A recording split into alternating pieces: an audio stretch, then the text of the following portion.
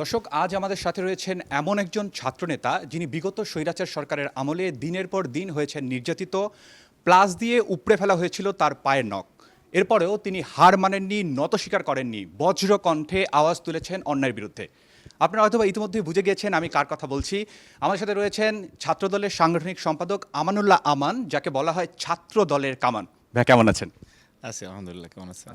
আপনাকে ছাত্র দলের কামান বলা হয়, কেন আসলে কামান বলা হয়? এটা তো আসলে কর্মীরা বলে, এটা তো আসলে আমরা মানে কেউ শিখিয়ে দেয়নি। আসলে এই ব্যাকগ্রাউন্ড আছে, এটা একটা 2023 সালের 28 অক্টোবরের পুলিশ হত্যা মামলায় যখন আমাকে মিথ্যা মামলা আর কি গ্রেপ্তার করা হয়, তখন কাউন্টার টেররিজম থেকে একটা প্রেস ব্রিফিং করা হয়েছিল এবং পরবর্তীতে হারুন আর কি, কুখ্যাত ডিবি হারুন, সেও একটা প্রেস ব্রিফিংয়ে এই কথাটা বলেছে যে নেতাকর্মীরা নাকি বলে যে সে তারেক রহমানের কামান বা ছাত্র দলের কামান আমানুল্লাহ আমান। তো সেটি আওয়ামী ফ্যাসিজমের সময়ের বয়ান আর কি, যে মানে মজলুম হিসাবে এই কথাটি বলে আমরা পেয়েছিলাম আর কি।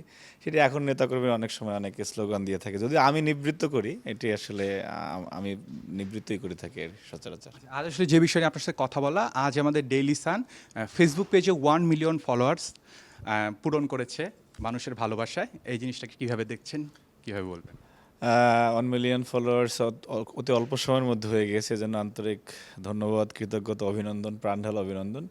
আর এটি স্পষ্টতই অনুমেয় যে এত অল্প সময়ে 1 মিলিয়ন ফলোয়ার হয় তখনই যখন সংবাদ পরিবেশনের মধ্যে বস্তুনিষ্ঠতা থাকে, এবং সেটি রয়েছে ডেইলি সানের মধ্যে।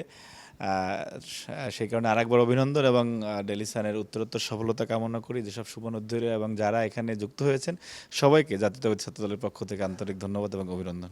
আচ্ছা, একটু সংক্ষেপে জানতে চাবো যে যখন 5 আগস্টের সময় সরকার সকল টিভি চ্যানেল যখন তাদের নিয়ন্ত্রণে নিয়ে নিয়েছিল, শুধুমাত্র দমিয়ে রাখা যায়নি মাল্টিমিডিয়াকে। সেই মাল্টিমিডিয়ার ভূমিকা আমাদের সকলেরই জানা। এটা সম্পর্কে একটু জানতে চাচ্ছি যে মাল্টিমিডিয়ার প্রয়োজন আসলে কতটা এখনকার সময় দাঁড়িয়ে।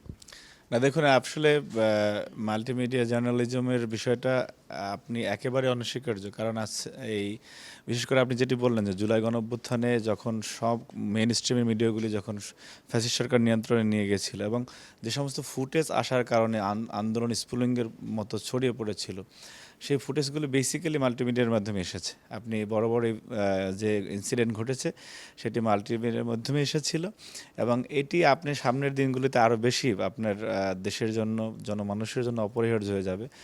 এবং আরেকটি নেতিবাচক দিকও রয়েছে, যেমন এই অথরাইজড মাল্টিমিডিয়ার পাশাপাশি কিছু আনঅথরাইজড মৌজো যে জার্নালিজম যেটা দেখি, যার কারণে তারা অনেক সময় বায়াসড তথ্য পরিবেশন করার কারণে এটি প্রশ্নবিদ্ধ হয়। এই বিষয়ে একটি স্পষ্ট রুলস অ্যান্ড রেগুলেশন আমাদের দরকার।